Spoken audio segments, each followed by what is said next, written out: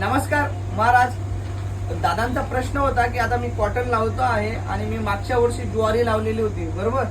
तर ज्वारी जी आहे, मी कॉटन लावली की ज्वारी खूप प्रमाणात उगून येईल, तर मी कुठलं तणनाशक मारू म्हणे आता, किंवा मी बीनाशक मारू का.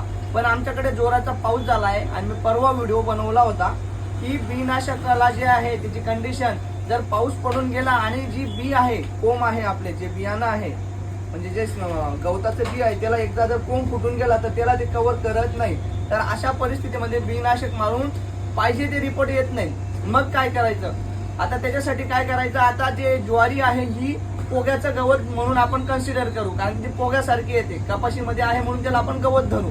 नंतर काय होतंय, जेव्हा 15 ते 20 दिवसाची तुमची कपाशी होईल तेव्हा हे आयजिल म्हणून प्रोपोक्युझॉल फॉर्म 10% EC म्हणून हा घटक येतो महाराज. अदामा कंपनीचं सगळ्यात बेस्ट आहे हे. तुम्ही 15 ते 20 दिवसानंतर 30 ते 35 मिलीने 15 लिटरला तुम्ही कपाशीमध्ये तणनाशक म्हणून फवारू शकतात. पूर्ण कपाशीवर ते औषध जरी पडलं तरी याचा काहीच असर होत नाही, कारण हे फक्त पोग्याचं गवत मारतं, गोलपत्त्याचं गवत मारत नाही.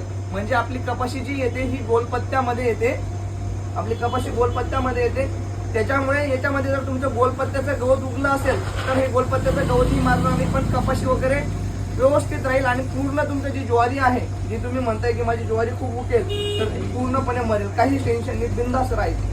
जय हिंद, जय महाराष्ट्र.